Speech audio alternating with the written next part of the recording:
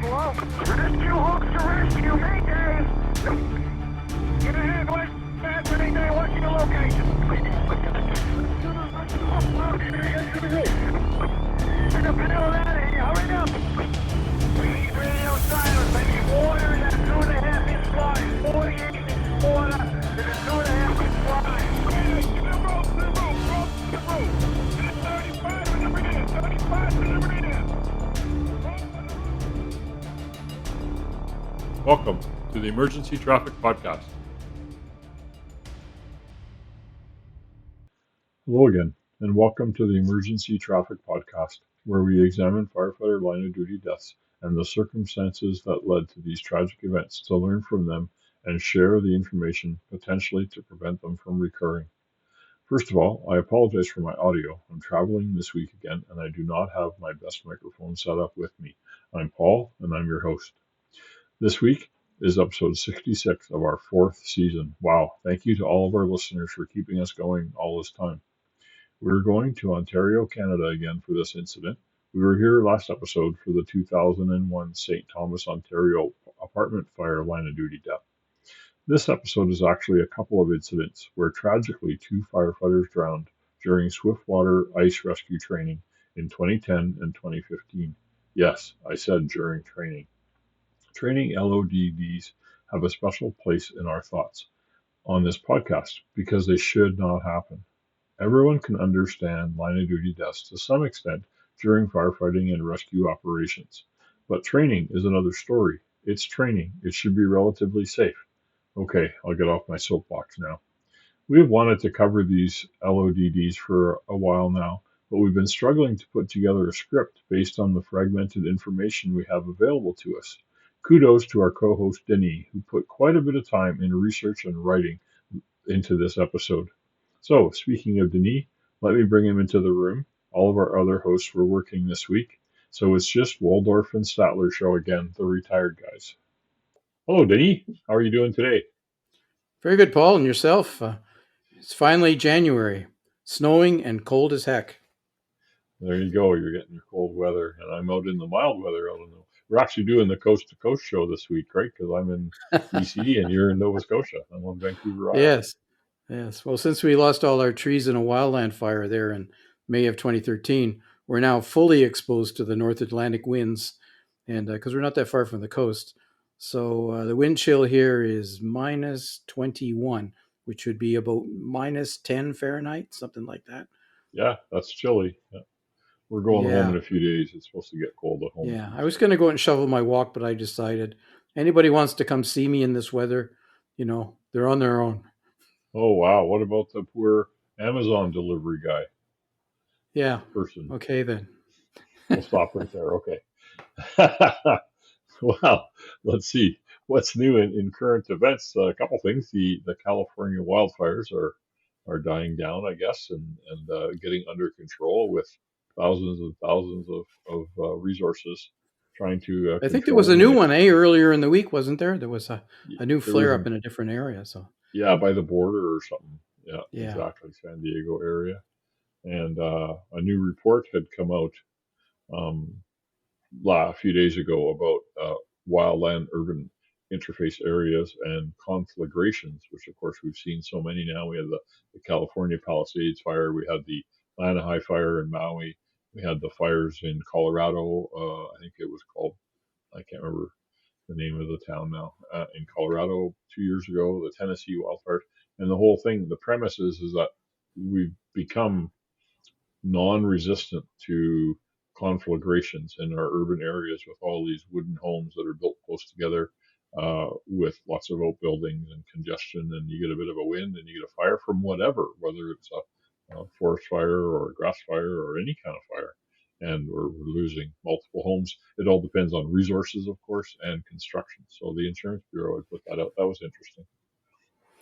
Yeah, I think, for a lot of folks, the form or how your house looks and how your property looks is more important to them than function, as into, how resistant your property might be to a fire. I mean, we kind of talked in our last episode was about, not everybody thinks that they're going to have a fire. At one level, I guess they understand that, fire can happen and they see it does happen, but they don't believe it's going to happen to them. So they don't take the steps that they really should to get knowledgeable about what's dangerous and what isn't, and to take those steps. I mean, I was mentioning before we went on air there that I saw a video of a cedar shake or a wooden shake roof on fire on a home, and it was a pretty impressive thing because the whole thing was glowing and burning, and you wouldn't see that with a non-combustible roof, for instance. And so, if you have a roof like that, for instance, all you need is a spark to land on it, and it's likely dry after having been up there for years. And if you got a bit of a wind, you're going to have a house fire, and it's going to be your house. And so there's many things like that that I think people just don't think of, and they need to take those steps. And I think you're going to start seeing in the urban environment as well as in the urban interface environment that there's going to be requirements for new construction to be hardened, if you will, fire resistive. But that doesn't mean necessarily that the rest of the property will be, because nobody's going to stand over your shoulder saying, don't put that column cedar tree right up underneath the eaves of your house, which is death to your house if there's ever a fire in the area. You're going to lose your house because of that. So if that tree is more important than your house, well, then maybe you should think about moving all your valuables out of your house. Yeah, I know. In Washington State, they had proposed legislation to have hardening and a lot more code enforcement and stuff for prone areas, and it had passed legislature, but it got voted down in the next session or something. So, yeah, it's a hard thing to do. Everybody wants to have that appearance and be in the forest and stuff. So Yeah. it's hard. And the thing that I saw that really disturbed me on the news this week was the discussion about insurance. Yeah. And insurance companies are reaching the point where they're not going to insure you against at least those kind of fires. And so that affects everybody everywhere, is because if the insurance companies can't afford to insure you against fire, then your house basically is not insured, and or it's non-affordable. So unless you're among that 1% of the population who's ultra rich and can afford to pay thousands and thousands and thousands of dollars for insurance, the average Joe is not going to have insurance because it's unaffordable and or you're not insurable. And so I think there's a limit, and you're hearing that from the American administration that they're going to stop bailing people out. They're not interested in bailing people out. That's not their job. And so right now, as it stands, if you're not insurable, the government will step in and help to look after you. It'll never be the same, but they can help to look after you. But I think there's a future end to that also. Oh yeah, definitely. I think Quebec already did that, where they for flood zones, where they said we'll rebuild your house once. You can choose to have it in the same place, or we'll pay you and you can move somewhere else. And now with updated flood maps that the government of Canada has done for all provinces and stuff like that, they're pushing that. And in California, yeah, the insurers are risk managers, right? And they're seeing too much risk, so they're trying to avoid that risk. And the only way to get government to enforce more or plan better is through not covering insurance. Yep, you're right. Yeah. The other thing that was new, of course, just yesterday was the terrible, tragic air crash in Washington, D.C., where a Black Hawk helicopter that was typically used for shuttling VIPs around in the Washington area, I guess, or the East Coast, crashed with a jetliner on final approach into Reagan Airport. So that was tragic, and unfortunately, apparently no survivors. So um, lots more coming out on that in the next few days. I did see a comment this morning talking about the response and how the response was better this time than the one that happened 20 some years ago when the plane crashed into the Potomac River. Hit the And bridge. hit the Yeah. bridge. And yeah, icing was the problem there, I believe, if I remember correctly. But the response apparently was quite a bit better. So more to come on that as we move forward. But not as good an outcome because the older incident, they actually rescued a number of people. Not that many, but a few. This time around, there was, I think, pretty early on, they announced that there was zero prospect of any rescues Right. Yeah. The plane was submerged for whatever reason, in the and Potomac. it Yeah, broke apart. It broke apart and submerged right away in about 7 feet of water, and a lot of fatalities apparently. yeah, very Okay. tragic. So yeah, very tragic. So the next thing is we started doing this last week was or last month doing the tips, New York tips. FDNY has issued a booklet for the last 3 or 4 years where they put tips out to their teams, and they're publicly available. So these are something you can download and use with your teams, practice nights or training sessions. This is tip number 1 of 24 because I did 2 last week. So this one here was on Sunday evening, Brooklyn units operated a fast-moving fire which extended from the exterior into 2 attached 6-story project buildings. Fire spread to 14 apartments. It's believed fireworks ignited scaffolding, fencing, and construction material that surrounded the buildings. Some of the apartments were undergoing asbestos abatement renovations. However, most of the units were occupied. Consider these following points. Upon arrival, there was an urgent need for additional resources. Transmission of a 1075 to the 4th alarm was 8 minutes and 18 seconds into the fire.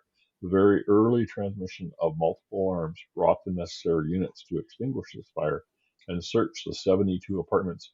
That relates to our last episode, was the St. Thomas, right, where they did not transmit an early second alarm, third alarm to mutual aid units or callbacks, which was identified in the inquiries and the reports. Whereas here they did, and I can't say you can always send them back. I used to do officer training. We always said, don't hesitate to call. As soon as you get that feeling in the back of your mind, this might be big. Call for more resources. You can always send it back. It's really only diesel fuel that you're using there. So at this call, a tower ladder was positioned at the rear of the building, and it operated its master stream to knock down the fire on the exterior that was extending into the building. This tactic slowed fire extension, protected and trapped civilians, and allowed firefighters to stretch interior hose lines to conduct searches. This was a key in extinguishing the fire. You and I have talked about that before, Denny, with the operation of exterior streams Yeah. on a fast-moving fire to knock it back, give the other crews a chance to get in there and do Yeah. their job. And I'm a big fan of that. Yeah. And the aerial is, a lot of people don't think it's a quick way to get a master stream going, but I differ in that opinion. It is very quick. Most Yeah. aerials can be set up with under a minute, maybe 2 minutes max. You can get the jacks out if you have water to it. You can get that aerial out. You can stretch it out faster than you can a 65 or 100 mil line to quickly douse an area of fire. And if you got the water supply, it has a much, much bigger punch. Right, absolutely. Than a hand line or a mini monitor. Especially with the correct nozzle on it, which would be a the smooth bore. smooth bore. You see all these aerials. Not a straight stream fog, a smooth bore. And I sold hundreds of them with fog nozzles, automatic fog nozzles on the end. And that's just what everybody said they wanted in case there was low water issues. Because if you don't have a lot of water, you got to change the tip. But anyway, much more effective punch would be a smooth bore, absolutely, with the right tip. Correct. And the right water supply. And the right water supply, you got to match those up. The operation of the exterior stream on this tip here from FDNY was communicated and coordinated with all interior units that were operating hose lines. So they had that communication. Everybody, hey, by the way, guys, on the backside, we are using the aerial to knock down the fire, just so that someone isn't standing out on a balcony when that's happening. Units should consider operating an engine's deck pipe in similar situations. There was an immediate need for multiple hose lines. Engine companies were tasked with stretching and operating their own hose lines without backup. This aggressive tactic allowed lines to be quickly positioned in both buildings. All visible fire was knocked down within an hour and 14 minutes. So that's awesome. This is a testament to training, teamwork, and dedication of all the FDNY members. So that's a tip from FDNY for this week. So this week, we're going into our main episode. And it's another Canadian episode, which we've got 2 almost in a row here, which is awesome. This week recounts 2 separate water rescue related firefighter line of duty deaths that occurred in the province of Ontario. The first was in 2010 and the second was in 2015. The 2 incidents were training related and occurred about 5 years apart, but there is a common thread between them. But before we get into those, we will first recount a 1990 water rescue line of duty death that was a bellwether event. This one shook the firefighting community in Ontario and Canada. This was an incident that had profound implications and a sobering impact of firefighter-based water rescue. It occurred 20 years before the first of the more recent events, line of duties that we're going to talk about later. The three firefighters that we'll talk about today that perished in these incidents were in 1990, firefighter Harry Chevalier, age 35, in 2010, firefighter Gary Kendall, age 51, and in 2015, firefighter Adam Brunt, age 30. And Brooks, Alberta actually had a real near miss happen during a water rescue on Big Lake Newell, which is east of Calgary. It's a big prairie lake, shallow, which shallow lakes can get really rough in a big wind because they don't have the depth and the waves get really close together and rough. And they went out with their rescue boat, which foundered during the rescue. They broke the floor. It was a rib, a rigid hull inflatable, and the floor broke during the rescue, and they had to be rescued up. One of their firefighters actually went and got another boat, his own, and went and rescued them. And there was lawsuits and inquests and stuff about it. And they've since got better training and better equipment, but it was a near miss, and a young girl, I believe, died in the boat that they were going to rescue, in part attributed to the lack of the fire department to be able to effect the rescue that they had attempted. And it's always a gray area inland as to whose jurisdiction it is, because municipalities going onto lakes really is beyond jurisdiction. So that gets into all kinds of discussions, but that's another rabbit hole for another day, I guess. That's a big rabbit hole I don't want to get into today because we'll be here for another hour. Right. So the source material, again, as in other Canadian episodes, we do not have access to any official investigation reports like we do for most of the non-Canadian incidents that we review on this podcast. Similar investigations and reports that are available in other countries are not readily available in Canada. And without a National Fire Administration or another agency like the National Institute of Occupational Safety and Health, NIOSH, such as are available in the USA, there is no coordinating or central investigative Canadian body undertaking these investigations of firefighter line of duty deaths. As we have said before, this is an injustice to the memory of those firefighters who have died in the line of duty, and it almost ensures that other firefighters who are still active will not easily have access to and will not learn from the factors that took the lives of our colleagues. This should and must change. Learning of these is essential, and a central reason that we do this podcast for you, our listeners. Think of how many firefighters today know of the Yellowknife incident where they were on a lean-to cutting shed beside a store and the roof collapsed on top of the guys that were inside. People don't know anymore, even though it only happened maybe 20 years ago. Same thing with these. That's why we're here.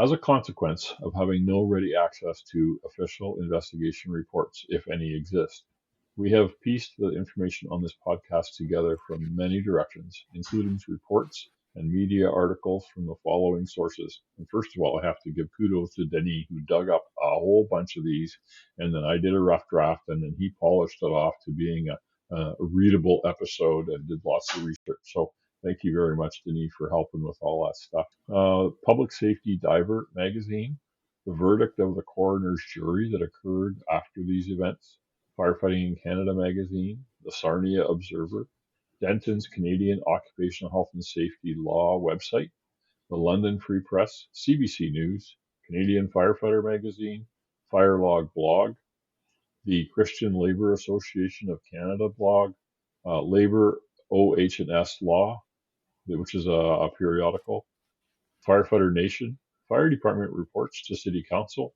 and the Hansard, which is the official record of Parliament or the legislature in Ontario. Thanks, Paul. So first we're going to lead off with the 1990 incident, which may not make sense to some of you listening, but I think hopefully will make more sense as we go along. So although this week's podcast is specifically about two training LODDs, we think it important to tell you about an earlier incident that very much influenced how and when water rescues by firefighters would take place after that incident, in other words, in the future. So as a consequence of this particular incident that took place in 1990, firefighter-based water rescues almost stopped in the province of Ontario for several years. And when it restarted, it was very much different in most fire departments than it was before the incident. I moved into the Ontario Fire Service in 96, and the shockwaves of this 1990 incident were still occurring then. So it had a profound impact. Anyway, despite that, as we shall see, it appears that some of the lessons that were available that day in 1990 were not well learned or possibly not well supported by councils, whatever, the province for sure. So the incident. In July of 1990, 3 boats capsized on Lake Erie, and an off-duty career firefighter by the name of Harry Chevalier, who was age 35 at the time, died while making a rescue attempt after he was dragged down by a strong undertow. Note that an undertow occurs when high wave action pushes water up onto the shore, where it collects and then channels back into, in this case, a lake, could be the ocean, which creates very much like a narrow but swift water river that is more or less hidden below the lake's surface. Undertows are highly deadly because they can move very quickly and are powerful. And frankly, most swimmers don't understand what's happening to them. They try to swim to shore, and that's the wrong thing to do. You can't win. So that's what an undertow is. I know some people that have been caught in undertows, like you say. I mean, and actually there is an FDNY tip about undertow and riptide, but it's later on. I didn't really want to go digging way down in. Yep. But yeah, and the answer is you got to swim out to get away from that current Sideways. and then back sideways. Anyway, firefighter Chevalier, who was a father of 4 children, was one of several firefighters who linked themselves together with a rope and entered the lake to try to rescue the boaters, meaning there was one person on shore and the next person was in the water, next person was in the water, like trying to form a human chain. A civilian who tried and aided in the rescue attempt also drowned along with the firefighter, as did one of the boaters who originally were part of the problem. The other 2 boaters who were initially in trouble made it to shore, rescued by another civilian who entered the water on an extra large inner tube float. And if you ever get a chance to read his account of what happened, it was a near thing also. So Dennis Schultz, age 32, of Cheektowaga, New York. There's a lot of Americans from the Buffalo area who come across to this part of the Niagara Peninsula near Port Colborne, and they have cottages and they spend time there. So it's not unusual to see that it was a U.S. citizen who was initially in trouble. Anyway, Dennis Schultz of Cheektowaga was thrown into the water when his dinghy capsized in 6-foot waves and strong winds. So then civilian Robert Funk, age 25, and Harry Chevalier, Port Colborne firefighter, tried to rescue Schultz. In the end, all 3 of these men drowned. After a massive search effort, Funk's body was recovered about 7 p.m., in other words, hours later, by diving teams from various police and fire departments. According to a police spokesman at the time, his body was recovered near the area of the incident, a couple of 100 yards offshore in about 13 feet of water. So in other words, at the end of the undertow, where the undertow slowed down, that's where they got dumped. The other 2 bodies were found later still. After the incident, the Ontario Ministry of Labour investigated, and there was a significant amount of interest and media coverage of the incident and of the Ministry of Labour's investigation. This precipitated questions in the Ontario House of Commons, the legislature. According to the records contained in Hansard on December 3rd, and in response to direct questions around media reports, the Honourable Bob McKenzie, the Minister of Labour, so in other words, the Minister of Labour is responsible for workplace injuries, investigations, and charges. Anyway, he stated in the House that ministry officials had investigated the accident, which was about three months earlier, since it was an on-the-job accident, and orders were issued to the Port Colborne Fire Department in order to assure proper training for water rescue so that this unfortunate tragedy would not happen again. So these were official sanctions, basically, against the fire department. But we have never told, nor would we ever tell any public safety organization not to respond to the need for emergency rescue. I think that would be unthinkable, further quoting the MP. We must take every possible precaution, however, to protect the lives of rescue workers, but public safety must come first in this province. And when he was speaking later about what steps the province had taken, first of all, as a result of the ministry investigation into this tragedy, a hazard alert is being issued and developed for use by fire departments right across the province of Ontario. I couldn't find a copy of that. Second, there has been an inquest into the drownings, and we are awaiting the recommendations of the jury.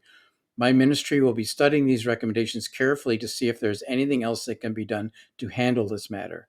As I have said before, we are vitally concerned with health and safety of all workers, including public safety workers, who are often at extreme risk, but as well, we must also bear in mind that public safety is paramount. Training and proper equipment will give public safety workers even more confidence during rescue attempts and ultimately, hopefully, save more lives in the province of Ontario. Anyway, the overall effect in the end was to cause fire department chiefs to consider whether or not they would continue to respond to water ice rescue incidents and whether or not they were adequately prepared to do so. Many stopped doing so, in fact, for some years. The Ontario Fire College, which is the central training facility at that time in Ontario and is run by the Fire Marshal's Office, then developed courses and a curriculum for ice and water rescues, and many departments made significant gains in equipment, training, developed SOPs around various levels of rescue.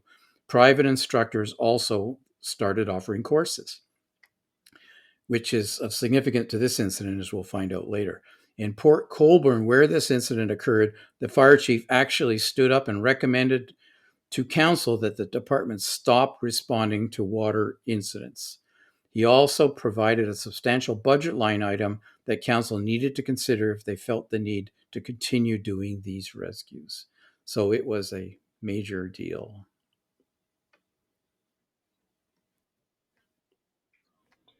So I couldn't figure out when I was writing the episode, the guy wasn't on the job when he hopped in the boat to go rescue the people, Yeah. but yet the Ministry of Labor got involved anyway. I think the fire department did respond actually to the incident, was involved in the incident. So we don't have those details because we don't have the investigation report. So we don't know. This is 35 years ago now. Right. Yeah. That's great. Yeah. Back to the main story of this podcast. Although we were not able to confirm that there had indeed been a coroner's inquest following the line of duty death of Harry Chevalier, there was actually an unusual sort of double inquest that examined the next two line of duty deaths that we are about to discuss. So it just sets the stage for the events that we're going to go into now. This later inquest was initiated by the province, but only after the second of the two incidents occurred 5 years after the first. It came about after public furor over the obvious similarities between the two incidents. The families, friends, and associates of the line of duty death firefighters were drawing a disturbing connection between the two incidents. An inquest finally took place more than 7 years after the first of the next two incidents, 2010 and 2015, which was also 27 years after Harry Chevalier had died in the Port Colborne drowning incident. In the 2010 incident, January 30th of 2010, a 17-year-old volunteer firefighter, Gary Kendall, 51 years old, of Point Edward, Ontario, was one of 17 participants undergoing ice water training exercise when he drowned in the St. Clair River. And this, I have to say, this was a problem in my fire service time. I actually was an ice water rescue instructor, but only calm water, lakes, ponds, no rivers, because there's very little standards for ice water in a river, and some areas do it, some don't. So this was always a point of contention that I kind of worried about. So here we go. Point Edward is a small village located within the boundaries of the city of Sarnia in Ontario. It is the east bank of the St. Clair River across from the city of Port Huron, Michigan. The river is an outlet to Lake Huron, and such as all the water in Lake Superior, Lake Huron, Georgian Bay, Lake Michigan drains south through the St. Clair River on its way to Lake Erie. The river at Point Edward varies in width from 1,000 feet to 1,500 feet wide. The river empties into Lake St. Clair, and then when leaving the lake, it becomes the Detroit River as it flows down past Detroit, Michigan. These rivers and lake are busy commercial and recreational waterways. The Ministry of Labor investigated the drowning incident as work-related, and much of the following information comes from media reports of the Ministry's investigation and from the much later coroner's inquest. We will talk about the inquest a little later on. The Ministry report indicated that Kendall's group was in the water about 2 hours before he got into trouble. They were doing water rescue training in the St. Clair River. There was a strong current that day of 14 miles per hour, approximately 12 knots. Note, such a current would now be categorized as swift water according to the NFPA 2500 standard for operations for technical search and rescue and life safety and rope for emergency services. NFPA defines swift water as water moving at a rate greater than 1 knot or 1.15 miles per hour, 1.85 knots, or kilometers per hour. Previously, NFPA 1670 covered swiftwater rescue, but that's now been covered in the consolidated standard as NFPA is consolidating all their standards to get less committees and more less demand on fire chiefs and officers to download all kinds of different standards. Information that came out from the later coroner's inquest established that Kendall had signed up for the late January course at the last minute. One of the course's exercises got changed at the spur of the moment after a large ice floe appeared in the river floating past them. Participants were instructed to swim out to the floe and climb onto it, but that proved difficult as the ice was brittle. The floe then began moving quickly, hitting several participants in their backs. Some were struggling to get out of the way of the ice as it was flowing down the river. A fellow participant there in the water that day and just a few feet away recalled how Kendall was flipped over from the force of the ice. His head disappeared below the surface of the ice. Then a chorus of voices from the other participants began yelling, "Man down, man down, man down, where's Kendall?" Although there was ice on either side of him, there was also some water, and Kendall tried to swim, but he looked fatigued, stated one of the other participants. One participant stated that eventually the solid ice overcomes Kendall.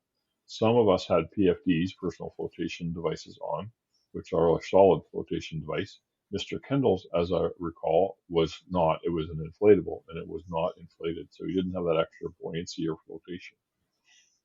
The man closest to Kendall in those final moments was Firefighter 1, who recalled it was very loud. The ice was fracturing around us. He was fighting not to be crushed. He said he kept breaking ice coming at him. Kendall was doing the same thing as I was. He was busting ice trying to stay afloat. The last thing he recalls is Kendall saying, "This isn't good." Kendall was under the ice for several minutes until someone saw his boot pop and hauled him out. CPR was performed, but Kendall was pronounced dead in the hospital the next day. In addition to the death of firefighter Kendall, there was also 2 close calls at this incident. Another firefighter, number 2, was in the exercise that day and explained how he came this close to drowning in the St. Clair River, this close to be crushed between the ice floe and moving at a remarkable speed in the current and the jagged chunks of shore ice, but was at the last second grabbed and hauled out of the churning water. "I just kept breaking and breaking," he said of his efforts to grab the edge of the ice floe. "I kept doing it until I had nothing left. You're fighting for your life just to break the ice and get on top of it. I was losing strength and yelling for help," the firefighter said. Firefighter number 3 was right there and grabbed my hand. Whatever he did to get me on that floe, we just kept rolling and rolling to get to a thick enough point that would hold us on the ice. There was indeed a third firefighter who was in trouble that day, suffering from exhaustion and in the risk of drowning, but luckily his colleagues were also there, able to pull him out of the water. Important point here, during ice rescue training, but neither throw bags or ice picks or a whistle or a shore-based rapid intervention team would have helped, Firefighter 2 said. The ice circumstances were such that he had to keep vigorously pawing at the thin ice of the edge and breaking off pieces to keep from being crushed. At the inquest, firefighter number 2 was asked by counsel for the family of volunteer firefighter Gary Kendall, "If firefighter 3 didn't pull you out, do you think you would have been able to self-rescue?" Firefighter 2 shook his head, "No," unable for a moment to speak, and then barely audible, "I would not have been able to." In the aftermath, the Ministry of Labour investigations report every precaution reasonable in the protection of a worker was not done. Witnesses at the later inquest testified that on January 30th, 2010, there was an accountability, a rescue truck on shore with a defibrillator, a platoon system in place, and strict instructions given by Point Edward Chief Doug McKenzie for the firefighters to be aware of their physical limitations and to ensure each other's safety, and there was a lesson on hand signals. The Ministry of Labour subsequently issued a total of 11 charges against the village Fire Chief Doug McKenzie and Terry Harrison, who was the apparent organizer of the training and was there. The village pled guilty to failing to take reasonable precautions to protect the worker and agreed to pay the fine. In lieu of the plea, the remaining charges against the village and Chief Mackenzie were withdrawn. In accepting the plea, Justice Deborah Austin referred to the incident as a tragically preventable death. The case against Terry Harrison was scheduled for trial on May 8th of 2012 to address charges laid under the Occupational Health and Safety Act. When Harrison's case went to the Ontario Court of Justice, the judge rejected the ministry's conclusion that Harrison was a supervisor and that he was acquitted because of that. In his decision, the judge explained that although Harrison had provided course training to the department in previous years, the evidence didn't support the claim that he'd been hired to lead this particular course. As an instructor, firefighting instructor, this just sends chills down my spine of having this happen when I was there and potentially being responsible for it. This is just, we kind of left in the personal descriptions of what happened that day. Just otherwise, it's just too clinical when you talk about this, because it was a traumatic event, and there were 6 guys that went out on this ice, and 1 drowned and 2 others were in serious difficulties. That's pretty high danger level, I would suggest. I would also tell you that there is a video of this actually happening, and you can find it if you Google it. We're not going to tell you how to get there, but it's pretty disturbing to watch. And it also reminds me of that boat accident in the UK that we covered a few months ago, where again the training was changed last minute. And that's always a problem, right? Something happens, you've got training planned or something, and then something changes and you can't do what you planned. So you quick, the guys are there expecting training, and the training officer is under a lot of pressure to quickly think of something quick and let's go do it. But that's where safety often falls out. And the location isn't the same, or the training isn't the same, like the 2 boats, and they ran into each other because it wasn't planned. If you can't order a stop in the midst of a training exercise because you perceive that there's something unsafe about to happen, then I think your exercise is designed incorrectly. It's not in your control. And so it's no longer a training exercise, it's a real event. And that's a different animal. You don't expect complete predictability in real events, but in training, you should try and control as much of it as you can, and arguably all of it should be controllable. And this was a spur-of-the-moment decision, clearly, and it was an out of control from the very beginning.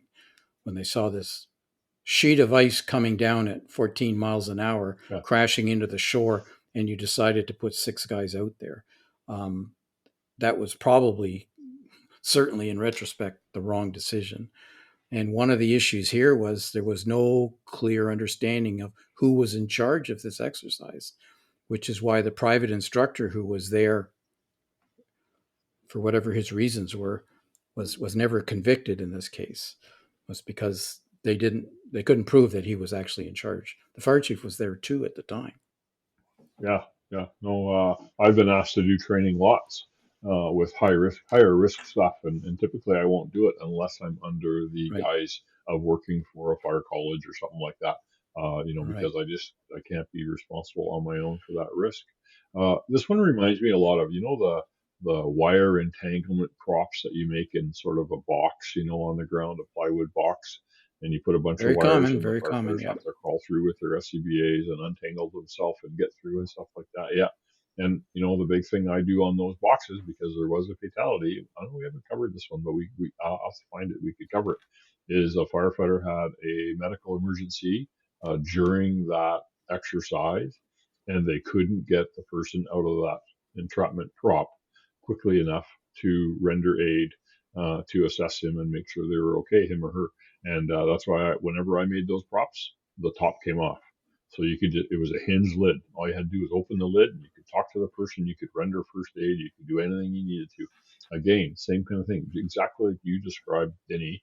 Whereas if it's training, you need to be able to do a timeout and say, hey, hang on a minute, burning moment, or this is an emergency, no duff, we have to rescue because Paul's having a medical. Any training evolution has to have that ability, or else it's not safe training. But if you're a training supervisor, trainer, whatever term you use, and you are responsible for the incident, or for the training event, then you need to be the one who's preparing everything to make sure that the training event is going to go off well. So you need to be making sure that everybody understands what the escape routes are, whatever the case may be. You're the one who's done the plan. You're the one who's looked at the safety aspects of it. You're the one who puts in place, the other provisions that are necessary to make it a safe event. You have to do this. You can't just be one of the people standing around while the guys train themselves. I mean, it's one thing tying ropes, sitting in the lounging chair in the kitchen of the fire hall. It's another thing entirely going out and actually putting yourself in a risk situation. Those are different things. Anyway, so there were some obvious lessons from that one, and I know there's people sitting there, listening to this going, really? What were they doing? So now we're going to talk about a 2015 incident. So this is 5 years later, 5 years and 1 month later, actually, but also in Ontario. So on February the 8th of 2015, Adam Brunt died, and he was age 30 at the time, after getting trapped underwater in the Saugeen River near Hanover, Ontario. It says this happened during a rescue training related exercise. At the time, Brunt was a firefighting student at Durham College in Ontario, Canada. In other words, he was training to apply for a job as a career firefighter. That's what he was doing at the time. I don't know if he was a volunteer somewhere else at the time. He might have been. Anyway, Hanover is a small town of about 8,000 residents and is located in the southwest corner of Grey County in Ontario. As its name suggests, it was settled mostly by German immigrants in the 1850s. Where this incident occurred, the Saugeen River is quick flowing, Saugeen for those of you who are wondering what I'm saying. It's quick flowing with a low head dam across the river width at Hanover. The river is about 180 feet wide just below the dam, and the river flows swiftly as it twists and turns around the northeast corner of town, heading northwest overall. It actually dumps into Georgian Bay eventually, or Lake Huron, actually. Anyway, the Saugeen Valley Conservation Authority provides access points for citizens to access the river at many places along its entire length, something like over 100 kilometers long. The Conservation Authority says in an online brochure that the Saugeen River has a variety of water conditions depending on the weather and the precipitation. There are wide areas of calm sections mixed with mild rapids and eddies. The route is ideal for learning the basics of navigating in rapid water. The route starts at Hanover Park, which is in Hanover, and flows 102 kilometers through scenic countryside before emptying into Lake Huron near a small town called Southampton. It's very visible on a map if you want to have a look. Anyway, running this particular training course was Terry Harrison. He was the instructor that day. He was running a private course. He was the same person who had previously been charged in association with the Point Edward incident 5 years prior that we've just related to you. His presence at both line of duty events was one of the triggers that caught people's and officials' attention. At the coroner's inquest that was convened after the second incident, there was no coroner's inquest after the first one in Point Edward, but there was one after this incident. Harrison testified that he had taken 12 Durham College students into the Saugeen River near a low head dam and had them dive into the boil to experience the current. Brunt was the third in line of 12, with students moving in the water further down with the current to below a street bridge that wasn't too far away, but was out of sight from Harrison, who was at the rear of the line and near the dam. The fourth in line student noticed that Brunt had not arrived at the rendezvous point and shouted his concerns. So that was when the alarm was raised. In his opening statement, the coroner's lawyer said that it appeared that a strap on Brunt's suit had got snagged on something under the water. This turned out later to be a piece of rebar sticking out of the floor of the river underneath the 7th Avenue Bridge. And as Brunt at the time was attempting to float through a narrow gap in the ice that was in the Saugeen River that day. So he was in the water and directed through this gap in the ice where this piece of rebar happened to be. Brunt was apparently then held underwater by the current for more than 15 minutes before he was actually freed. Brunt was pronounced dead at the hospital soon after. I've done swiftwater rescue. I was a certified swiftwater rescue technician, and our student to instructor ratio was never that high.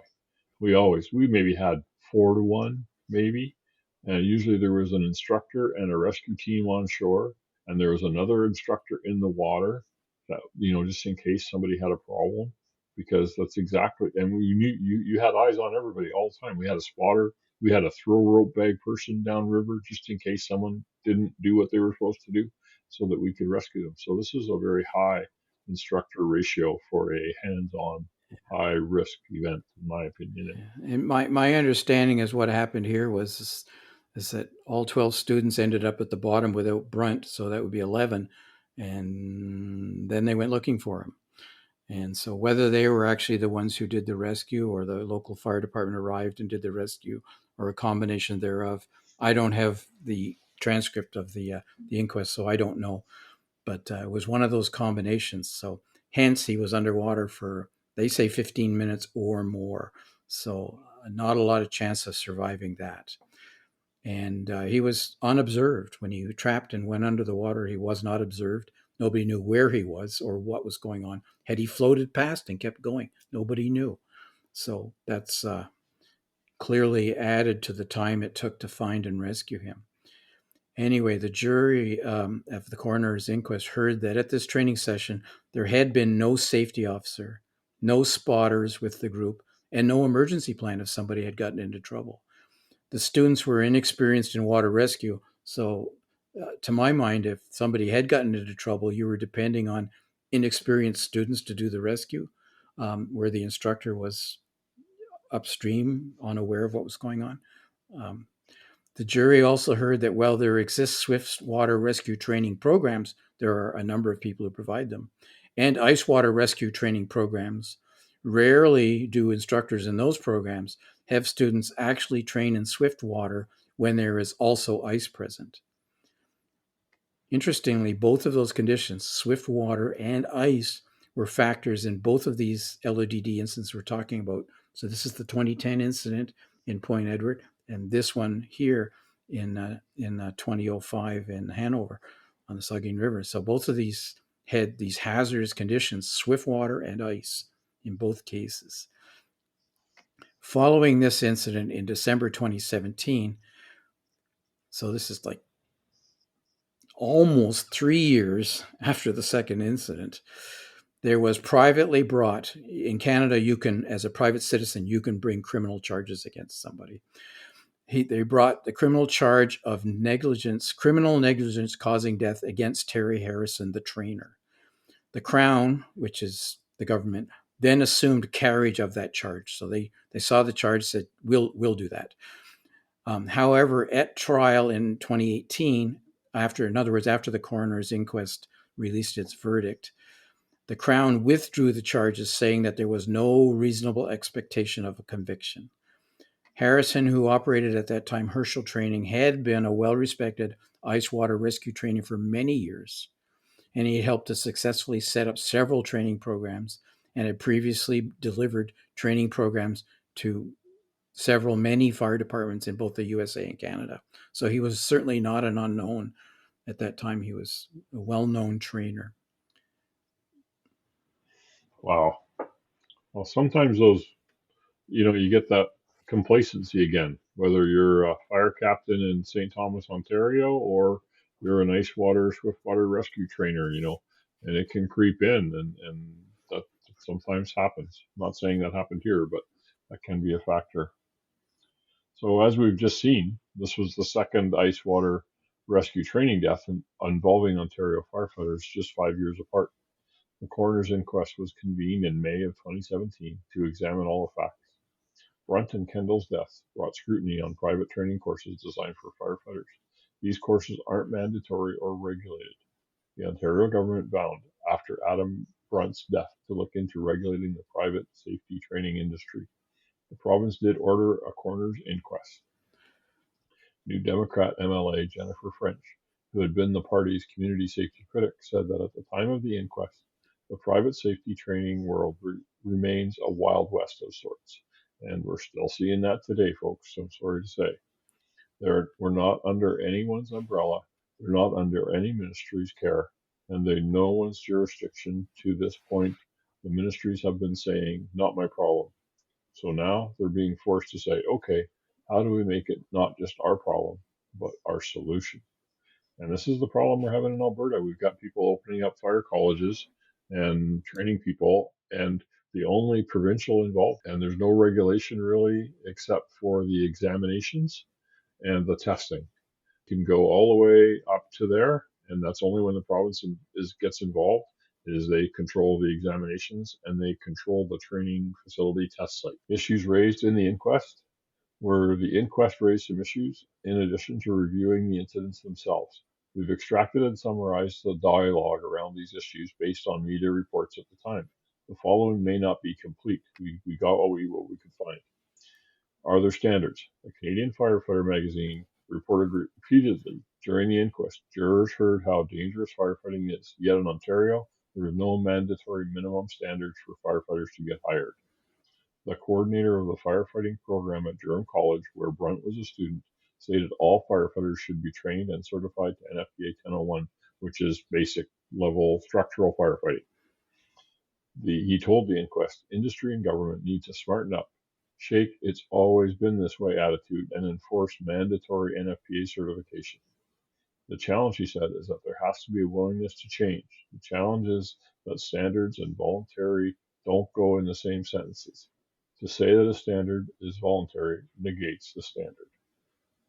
He also said that there's no question students take specialized courses, such as ice water rescue, outside of the college program to give them an edge on their resumes, but the school neither condones nor promotes these programs. Adam Brunt was taking the water rescue course on his own initiative, in addition to his pre-service firefighter training at Durham College. He was hoping to be hired as a career firefighter. Are there training guidelines?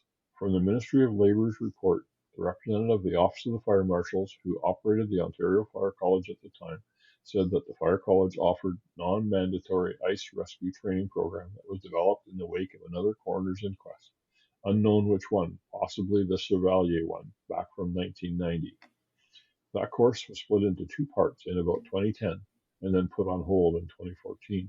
A new course, soon to be implemented post 2017, presumably, will actually keep participants out of the water. That the college representative further said rescuer safety is the top priority in any emergency situation, the fact that is stressed in the training courses. Sometimes you can't always achieve a rescue, he said.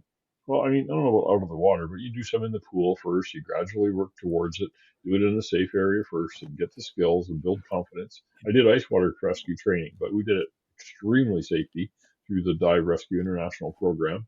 And we did a half day, 3/4 day of classroom and that kind of stuff. And then we did a day and a half on the water. Yeah, but what's kind of evolved out after during the 2000s, what kind of evolved in the firefighter water rescue world was two or three methods, right?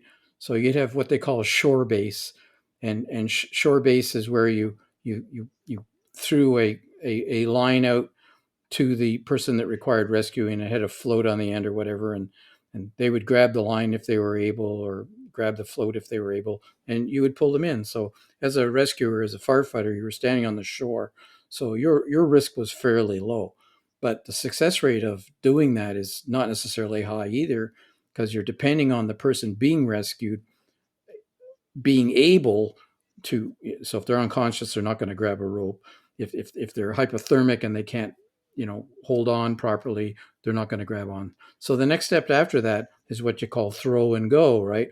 Where you throw the rope to do self-rescue, and then you've got your firefighters geared up in their dry suits, wetsuits, exposure suits, with their helmet and their proper gloves and everything, and tethered to the shore, and then they get into the water, but they don't go very far because they're continually tethered. Of course, that takes more people, better response. I mean, I've rescued people with shore based. Well, I was sort of on shore. Let's not go there, but Uh-oh. Never mind. Chief is on scene.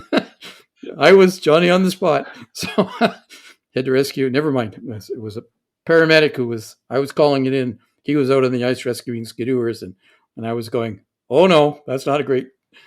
So I went out with a throw rope, and anyway, I was out. But I had to get closer. I was out a few feet. The rope was only so long. My throwing arm was only so good. And then there's what they more technical than that. So boat-based rescue basically, or sled-based, or whatever flotation device you're using, banana boats or whatever the case may be, is an even more. You're not tethered anymore. You're now out there on your own doing things. So those are the kind of like the three levels that you got into. I mean, there's reach, throw, and go is what we used to yeah teach. Reach with a long object, yeah throw the bag, yeah. or you got to go, yeah. which is the high risk Right. last resort. But I mean, I've also seen teams around, and particularly police, they call dive rescue teams. If you're diving, you're not rescuing. They're dive recovery, evidence recovery teams. That's what they are. Yeah. So, anyways. So an instructor at the college, Firefighters College, stated that trainees are supposed to be briefed before getting in the water, referred to onshore preparation. This pre-course takes 6 to 7 hours. The representative also said participants' skills should then be first tested in a pool, and that's exactly what we used to do. Then asked how many instructors would be assigned for a course for 17 participants, he responded would have at least 4 and a safety officer. A buddy system should be in place. As for the ideal training location, the instructor said anything with a current of more than 1 knot is unacceptable. Exactly what I would agree with as a former ice rescue instructor and swiftwater rescue technician. Should training reflect real-world incidents? On day 2 of the inquest, the juror asked the question, do you think ice water rescue training should be required? The question was addressed to one of the Point Edward, Ontario volunteer firefighters who was there in the water that day. The juror wondered why firefighters risked their lives to train to rescue people in fast-moving St. Clair River after hearing that they are rarely called to do so. The firefighter responded, yes, if you don't have something, the training for the departments, then anybody who's on shore is going to go out there and offer after a trapped person. So it would be better to have someone who's trained than your average Joe off the street. There's that whole thing about, the fire department's going to come, someone's going to do it. You got to do something. Also, when asked whether training should occur on the St. Clair River only in less dangerous still water conditions, the firefighter replied, we should be training in the area that we are responding to. We don't have ponds and pools that people are drowning in. It's the fast water that people are getting caught in. Similarly, a second firefighter who struggled in the St. Clair River on January 30th, 2010, and who testified that conditions changed quickly, said training has to be realistic. He said, it doesn't matter what you're trying to do, we're always preparing for the worst case. Sarnia and Point Edward departments ceased training in the swift water part of the St. Clair River after the January 30th, 2010 line of duty death, doing so only now in the protected harbor. On day 3, the lawyer for the Office of the Fire Marshal Emergency Management introduced into evidence a copy of a certificate in ice water rescue issued to Kendall in 2009 by Herschel Rescue, which had been hired previously to provide training to Point Edward firefighters. The document states that Kendall had completed training course in ice rescue NFPA 1670 technician, and Chief McKenzie understood that his firefighters had all been certified, which was not the case. The Office of the Fire Marshal was at the time the only authority in the province that had jurisdiction to certify students to NFPA standards. Moreover, reportedly after the 2015 incident, the Office of the Fire Marshal ceased to do ice water rescue training. A Sarnia firefighter called to testify expressed his opinion that the inquest at fire department management doesn't want to be in a position that they're held accountable for a similar type incident. But not training in the St. Clair River, we would be putting ourselves at a liability of not training in the same environment where we may be rescuing. So there's valid points on both sides here. This is a conundrum that fire chiefs and firefighters have really been hanging on through my entire career. I mean, I've been in 6 municipal departments. I've been involved in water rescues in every one of those departments, except one. But we all of those departments did water rescue, ice and water rescue, and over that period of time, we evolved in our capabilities from looking for a boat on the shore that had oars in it, all the way up through to specially designed $150,000 boats, specialty suits, specialty harnesses, specialty training. And, so in 38, 39 years, that's the evolution that we saw, that I saw. And so I think there's going to be further evolution, but the question is to whose job is it, and how prepared do you need to be, I think is still there. And nobody argues that when there's a house on fire, whose job it is. Nobody argues that, when there's a cat up a tree, whose job is it? Not ours, right?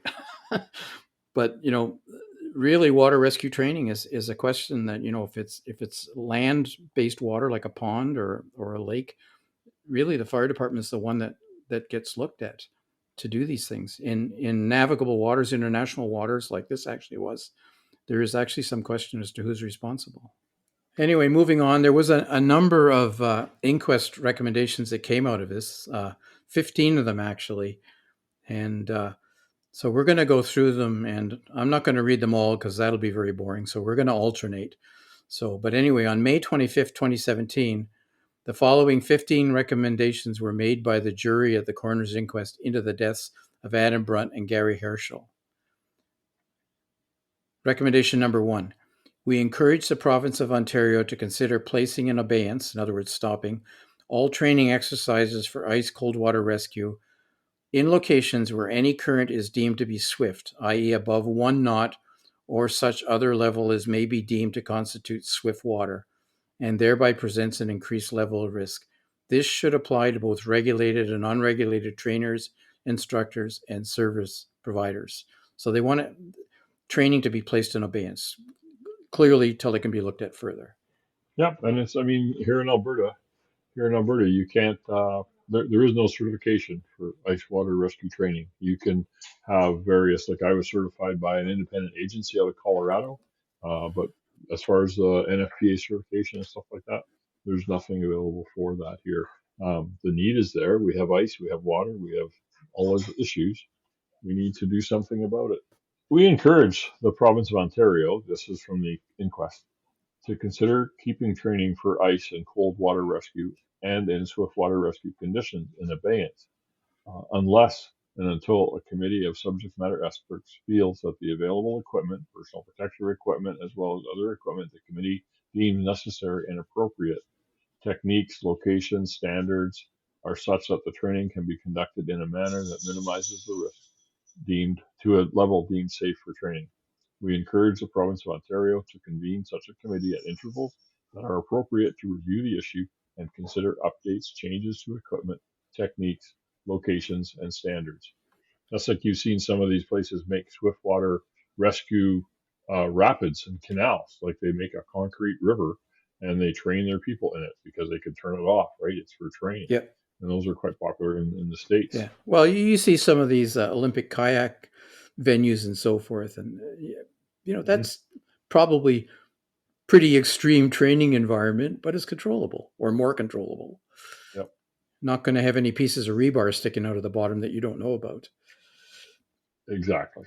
And clearly that's an issue. For instance, in that, in Adam Brunt's case, I don't know if anybody had surveyed, the path, for instance, adequately to know if there were hazards.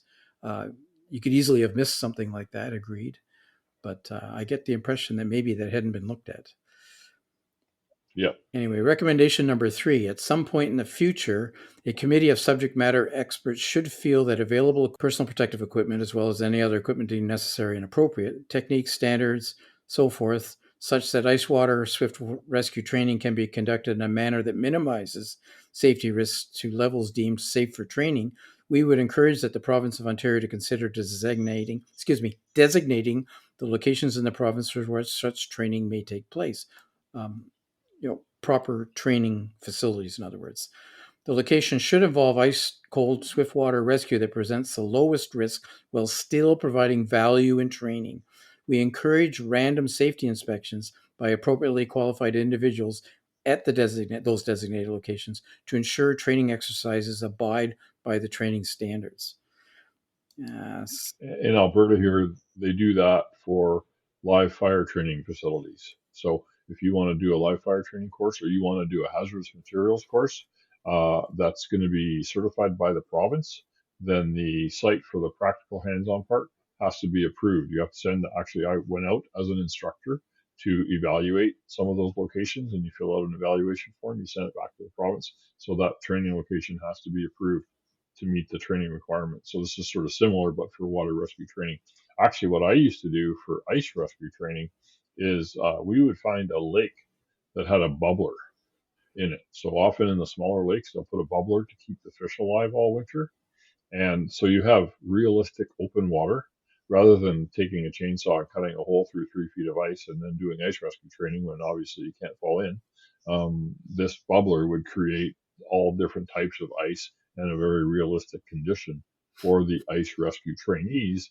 And it's a very safe location to do it because it's controlled. There are facilities that are built, specifically for live fire training and simulated fire training.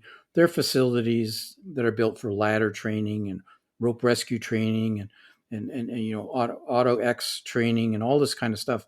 And a lot of fire departments, their mazes and SCBA confidence training facilities and so forth. I don't know how many of those are certified and or inspected on a regular basis, but there certainly is a level of risk associated with some of that training that it's not there for other types of training. So certainly, there's a need to have proper facilities, but whether it's realistic or not is a question mark. Exactly. And how much the cost and accessibility and all those kind of things. Yeah. Recommendation number 4. In the meantime, unless and until sometime is a committee of subject matter experts determines that available equipment and techniques are such that ice cold water rescue training can be conducted in swift water in a manner that minimizes safety risks, we encourage the province of Ontario to create an approved training curriculum, including but not limited to content design, delivery, evaluation, using NFPA Protection Association standards as a baseline for separate courses relating to swift water rescue and ice cold still water rescue. The program for each course should include skills that would be transferable to real ice cold water swift water rescue situations. Appropriate people to develop such curricula might also include, but not necessarily be limited to, staff from the Office of the Fire Marshal and Emergency Management, subject matter experts such as from the Ontario Professional Firefighters Association, Firefighters Association of Ontario, the Ontario Association of Fire Chiefs, and other experts on rescue techniques and safety, included Ontario Fire Services Section 21 Advisory Committee, which for the non-Ontarios, that's the safety committee of the Ontario Fire Service, right? No, actually, the Section 21 Advisory Committee. Section 21 refers to a section in the Occupational Health and Safety Act. This is actually a Ministry of Labor committee. I was on it for 6 years. And what it is there's representation from all aspects of the fire service and municipal management.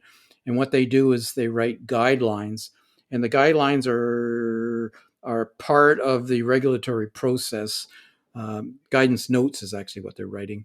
And so they're not regulation, but when push comes to shove and somebody does something that causes an injury, these things are hauled out and the question is asked, did you follow these guidance notes? If the answer is no, then you're highly likely to be charged, basically. Right. Okay. Alberta and Saskatchewan had a similar, they called it interpretation, and it was interpretation of the Occupational Health and Safety Act for the fire service. Yeah. I think Alberta's has fallen by the wayside now. Yeah. I don't think they're doing it anymore. Because if you read, unfortunately, if you read Occ Health and Safety Regulation, which is most of the rules that fall out of the Occupational Health and Safety Act, they don't generally mention firefighting. It's not really a subject. They talk about, people who work with asbestos. They talk about people who work at heights. So basically what this committee does is it takes the job of firefighter and sees how it matches into the concerns of the ministry over safety, and basically writes, I won't call them OGs, but they're getting close to that.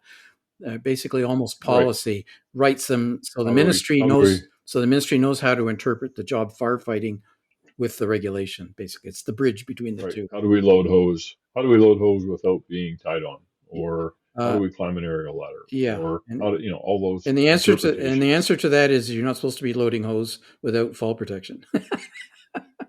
Recommendation 5. If the province of Ontario creates both swift water rescue and ice cold water still water rescue curricula, we encourage the province to take all necessary steps, including changes to legislation or regulations as required, to ensure that all trainers, all instructors, and service providers abide by the approved curriculum for each course, and that the courses take place only in appropriate or approved locations. Basically, no more freelancing, essentially, is what they're telling you here. Yep. In addition to recommend, this is number 6. In addition to number 4 and 5, we encourage the province of Ontario to consider regulating the content, design, delivery, and evaluation of the training provided, using NFPA as a baseline standard for the various fire service roles within the scope of definition of fire protection services in the Fire Protection and Prevention Act 1997. Wow, you have a Fire Protection and Prevention Act in the province? Isn't that cool, Alberta? Anyway, sorry, get off my soapbox. To the minimum requirements as set by the Ontario Fire Marshal's Office in Emergency Management.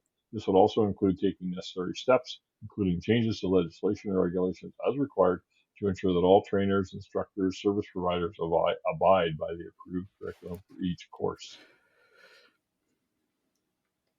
These are kind of repetitive, aren't they? Yes, I think they're addressed to different aspects of the government because, as you noticed earlier, where the MLA said basically no ministry seems to want to be responsible for training of firefighters, and or private training and or whatever caused this accident. So therefore, a lot of these recommendations are aimed at the different areas that are not taking responsibility up to this point. So I think that was kind of the point of these. So, recommendation 7, we encourage the province to consider creating a system whereby trainers, instructors, and providers are certified or otherwise deemed qualified to an appropriate standard. This includes instructors, trainers, and providers in the private as well as government or regulated bodies. So basically no exceptions is basically what they're saying. Which, some provinces have sort of this for fire, but when it gets to ice water rescue, swift water, it gets a little bit of a gray area, right? Number 8 encourages the province of Ontario to create, maintain a list or database of fire protection services courses, which include approved trainers, instructors, and service providers. These should be provided to each municipality to ensure that municipalities retain individuals or companies that have been properly certified and that are properly regulated. Information should include, but not limited to, safety records and records of complaints. So I have that for the incident command training, for example, in Alberta here. We are listed on the ICS trainer site, as approved instructors for the curricula, and we have to maintain so many courses a year and all that kind of stuff to continue that approval. Yeah. So, similar to what they do with fire extinguisher maintenance companies and sprinkler maintenance companies and all that kind of stuff. Yep. It's not a new concept, but applying it in this way is certainly a new idea. And I really honestly don't know that this has been done. That was my next question is, what do you know of all these recommendations that actually happened? Yeah, I retired in 2016. So this came out 6 months after I retired. So I really don't have my finger on this, but I do know how these things have gone in the past. And it may be spiritually followed, but maybe not letter followed. I don't know. I would like to think that they've made some progress. I know that the province has introduced mandatory standards for firefighters, and I think it's up until next year that's required, that they must all firefighters in the province must meet these minimum standards. That was tried. Right. Yeah, we're seeing. That was tried before I retired, so in 15 or 14 thereabouts. But when the Ford government came in, he trashed all that. And because there was a lot of pushback, a lot of, particularly in the volunteer service, concerns about resourcing and time and how are we going to get these standards without losing people? Nobody's going to want to be a firefighter, and we don't have the resource, on and on, right? Like that, which are issues that need addressed. We've seen some of that in the media about the fire departments unable to meet the standards that are required. Right. on the new mandates. And we've also seen in Quebec where fire departments are closing Yep. some of the smaller Yeah. fire Yeah. stations. One near it's where Yeah. We just heard about Mulroney that. was from there, Baie-Comeau, Yeah. and Baie-Comeau. that Yeah. town an hour away had to close their fire department down because Yeah. they can't maintain 4 members on the roster with the required training Yeah. that the province wants. Yeah. So, but I know it's come back around again, and right now in Ontario it is the law, and fire departments are making great strides towards it. But there was a recent article about a fire department, basically up in Grey or Bruce County, which is pretty close to where this second incident happened. One of those counties where a fire department there has a number of firefighters that did not take their mandatory live fire training this particular year, and the fire chief And they were going to let them go. yeah, the fire chief had gone to council and says, you got to take the training or you got to go, because eventually, we're going to have to adjust our level of service if you can't if you can't come to training. Basically, you got to have live fire training, and this is BC has three levels. BC has 3 levels of fire department level of service, and so if you want to do level 1, which is brigade, you don't have to have 1001, structural certification. So that's what I call witness level firefighting. Yeah, well, outside exposures and the building next door. It's low risk. There's no doubt about that. We encourage the province of Ontario to consider requiring a pre-training roles and responsibilities form. In other words, a form which this is old territory for fire training, that would include sign-offs from each of the individual roles, including but not limited to the lead instructor, incident commander, accountability officer, health and safety officer, and RIT team if necessary. This form should be completed prior to any training exercise related to fire protection services. This is a requirement if you're doing live fire training. So it's like I said, it's not a new path. This must come out of the inability to prove that the instructor was an instructor. Yeah, or was in that role at this time. Yeah. Number 10, we encourage the province of Ontario to communicate all municipal governments, advising them to consider reviewing, establishing, regulating bylaws for firefighting services that they relate to ice, cold, swift water rescue services, if they have such conditions within their jurisdiction, and to consult their local fire chief about the training that may be available or mandated in relation to those services. The review and consultation should take into account recommendations arising from the inquest and the deaths of Gary Kendall and Adam Brunt.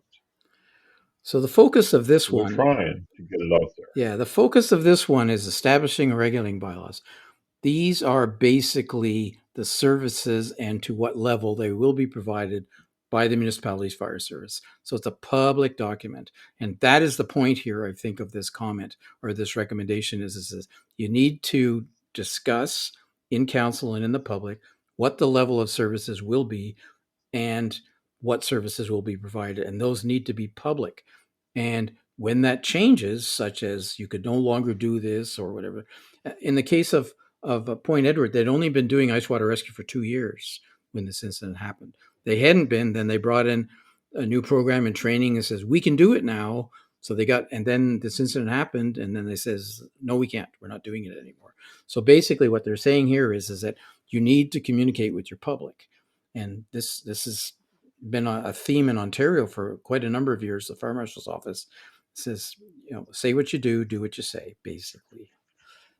And do it right. That's not unlike BC and Alberta. Alberta, the Fire Chiefs Association actually made a tool for fire chiefs to, use as justification to councils and to the public as to what we need to train the people. And do you have an airport? Yes. Okay, well, you need to understand that. Or do you have, a river? Or do you have dangerous goods? And so very similar to that. Exactly. Yeah. Don't look that way.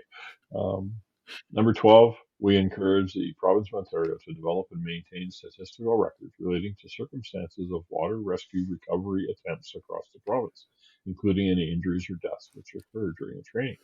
The province of Ontario, through the Office of the Fire Marshal or other designated entity, should collect this information from local fire departments on an annual basis and make it available to the public for free of charge. We encourage the province of Ontario, number 13, to engage with stakeholders to consider what technical rescue or courses such as NFPA 1006, if any, may be appropriate to be taught to pre-service students and firefighters at registered private career colleges, colleges of applied arts and training, and other training entities. These need to be reviewed and approved by the fire marshal's office. So, talking about courses these communities are these colleges are putting on, are they appropriate? Have the fire marshal's office approved them? Yeah, exactly. Because the students who were firefighting students went and took on their own ice water rescue training, right? So yeah, they weren't actually on mm-hmm. a sanctioned course. They were right. They were doing their own, hired a contractor. Yeah. We have, in my mind, we have, for firefighting colleges, in addition to the cities that do their own here in Alberta, we have Lakeland College, which is a division. It's an educational institution under advanced education. They do firefighting, but we also have 2 or 3 other private companies that do firefighter training, and are offering themselves as an agency. Of course, anybody can do the training. You just have to go through the province to get it certified at the end. So we're seeing that, and that's where these problems happen.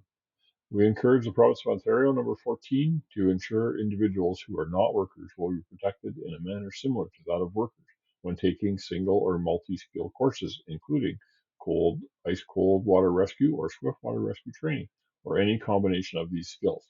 This may be achieved through the Ministry of Labor, Ministry of Advanced Education, or any other government ministry or agency working collaboratively to ensure health and safety is integrated into curriculum for ice cold water rescue and swift water rescue training. Yeah, I was gonna say the gist of this one, Paul, is that, like, just because Adam Brunt was a student doesn't mean he shouldn't have the protections of the law. Essentially, he should be treated like a worker. Yeah, exactly. He wasn't being treated as a worker because he was taking a course on his own, not under any organization. Yeah, number 15, the last recommendation basically says we encourage that all persons named as recipients of recommendations arising from the inquest should respond back to the Office of the Chief Coroner and report on their progress in considering and or implementing recommendations that they would be responsible for. And they would say that report dates over the next 3 years should be no later than December 31st, 2017, June of 2018, December of 2018, June of 2019, December of 2019, and June of 2020. So they're looking for reports back. So it should be possible to go and read these reports. They're in government somewheres. I'm not aware that they've been made public. But again, I'm not following it that closely. Yeah. So, the recommendations were a bit long, but they're real, and we see them today in the environments that we're working in. So these are still real issues, and so unfortunately, this could potentially happen again. I know I did ice water rescue training. I had firefighters when I went to another fire department, and they said, "Okay, we do ice water rescue training. We do it every winter, and this is what we do, and this is where we go." And I said, "Okay, who is certified for this, like, instructor?" Nobody, just me. Well, hang on a minute. How do I know you guys know what you're doing? You can't just run out there and jump in without taking the class first. And this is a problem, and it probably still happening. Yeah. I know Edmonton does swiftwater ice rescue on the North Saskatchewan River in the city of Edmonton. Yeah, they do. It's all in-house training. Yeah. These 3 incidents really fall under the category of low frequency, high risk. Yep. Gordon Graham. Hey. I was the fire chief in a large community on Lake Erie, and we would do 2 to 3 high risk surf rescues along Lake Erie shore on beaches every single year, regular as clockwork. And then in the wintertime, we would do ice rescues in the bays that were frozen over. So we did those pretty regularly. And one of the things that came out of this recommendations or was commented by the jury was this: they were not aware of any successful swiftwater rescues that had ever been done in the province of Ontario. And the subtext of that almost was, well, you're not going to be successful. Why would you risk people training for those? But I know that statistic's inaccurate, which is why one of the recommendations is to keep these statistics, because I personally was involved in a successful ice water rescue. Yeah. in Swiftwater. So I was personally involved in that. I told you a little bit about it there earlier. So, Yeah, and you see them all the time. so I know they're across the happening, country, across the world. and certainly the risk is there, and goes back to one of the comments made by one of the firefighters from Point Edward. It says, we got to do it. You can't just have Joe on the street doing it. And that goes back to my earlier comment that people say, cats and trees, why do firefighters rescue cats and trees? And I love cats and I'm concerned about cats, but I don't rescue cats and trees, and I've been involved in those too. I'm more concerned about the owner going up in the tree trying to do the rescue themselves, and then we got to rescue the owner if they survive the event. Right. Why did you rescue the dog on the ice? Yeah. Because if we don't, someone will. Well, in fact, So, I've yeah, had that exact experience where the dog was out and then the person was out absolutely. and then we were out. So that Happens all happens. the time. So these Yeah. three Well, deaths were like tragic, man. And there were a number of close calls too, near misses that occurred while these were going on. So it's no joke. And the first one, there was a couple civilians died along with the firefighter. So it was a big deal. And when we were researching this, one of the sites that came across was something called PS Diver, PS Public Safety Diver, and they have a section of their website. And I encourage you, if you're involved in water rescues at all, to go to that site. And it's called Public Safety Fatal Water. And on that site, they have a memorial wall to, I don't know, I didn't count them, but I would say 100, more than 100 public safety officials who have drowned in the course of their jobs. Now, a lot of them are police officers, but basically it's really sobering. And you can go and click on the icons and it'll pull up a short page that tells you about the incident. So if you don't think these things are happening, they absolutely are happening, and you really should be prepared. And if you're a fire chief and or somebody in authority, you got to think about the risks associated with these activities and to be well prepared, be better prepared, I would say, and hope we helped with that. great. Thanks, Denis, for all your research on this podcast. And as usual, we get talking long, but podcast you can turn it on and off as you want when you're listening. Thank you very much to our listeners who for listening to another episode. Let's be safe out there. If you have any comments or concerns or thoughts, some experiences you want to share, you can comment on the listening app, or you can email us at the emergencytrafficpodcast@gmail.com. Thank you very much. See you on the next one. Tell your friends.